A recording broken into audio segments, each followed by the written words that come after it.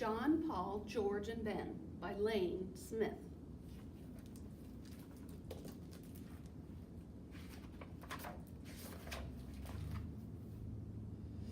Once there were 4 lads, John, Paul, George, and Ben.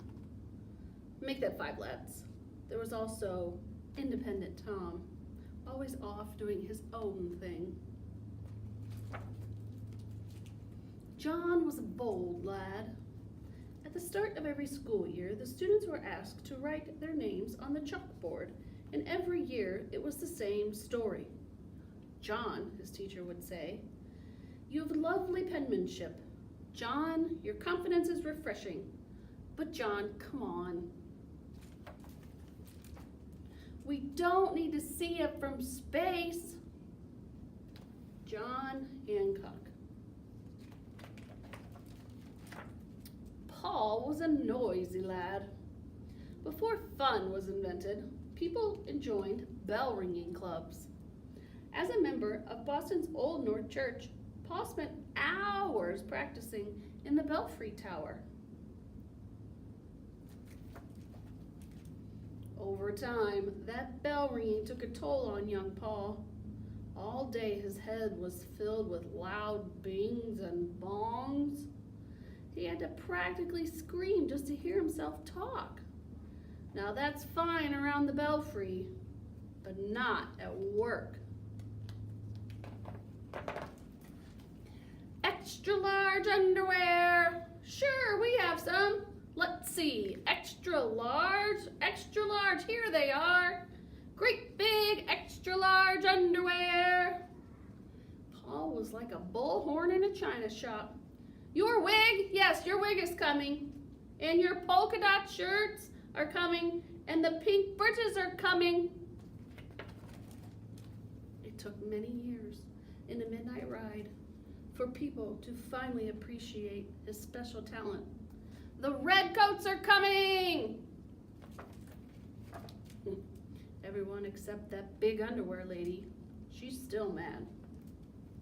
George was an honest lad.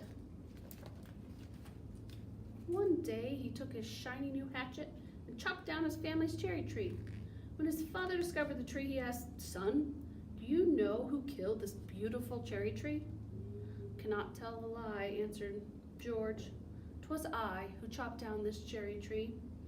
"Then run to my arms, dearest boy," cried his father, "for you have paid me for it 1,000-fold with your honesty."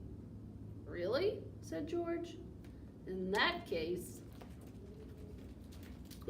when I tell you I've taken out the apple orchard, leveled the apple barn, and made kindling out of your carriage, you'll be a wealthy, wealthy man."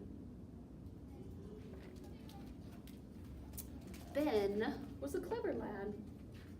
Not only did he have a saying for every situation, he generously shared them with anyone, anywhere, at any time. Fish and visitors stink after 3 days. He considered it his duty to provide frequent, free advice. The sleeping fox catches no poultry. Those who in quarrels interpose must often wipe a bloody nose.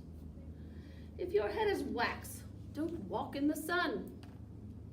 3 can keep a secret if 2 of them are dead. The townsfolk were so taken by his generosity, they came up with a saying, especially for Ben. "Please shut your big yap." "I like it," said Ben. "Short, to the point. Work a fox or a turkey in there, and I think you've got something." Tom was an independent lad. One day, his teacher, Mr. Douglas, asked the class to make birdhouses by gluing macaroni to ye old balsa wood. Tom happily ignored him and used traditional building materials in a neoclassical design.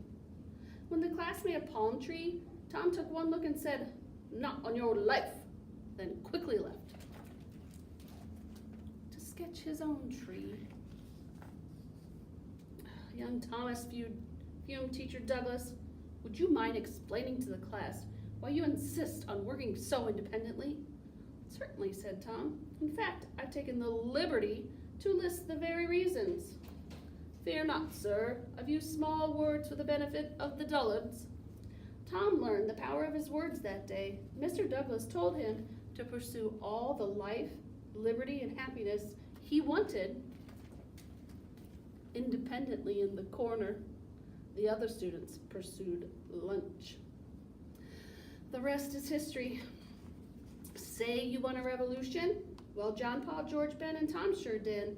In April of 1775, they got one. The Redcoats were coming. In fact, King George III's army was marching to Lexington and Concord to arrest John and the other Sons of Liberty. Fortunately, Paul Revere was a noisy man. After his midnight ride, every Minuteman, woman, and child knew who was coming and what they would be wearing, and it was the start of the Revolutionary War. The Americans needed to formally state their separation from the king.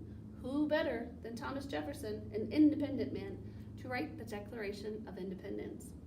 Simply signing such a document was treasonous and dangerous. Ben Franklin, a clever man, said it best. We must all hang together, he quipped, or assuredly shall all hang separately.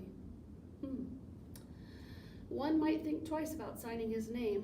Not John Hancock, a bold man. He was the first to scribble his autograph, and man, just look at the size of that John Hancock. That's his signature. The war was won thanks to General George Washington. Everyone thought he would make a great king for the new United States of America. But George Washington was an honest man. The last thing we need is another King George, he said. President George, however, has a nice ring to it. Ye old epilogue. George didn't live in the White House like all the other presidents. He was asked to live in New York City, where there aren't so many trees.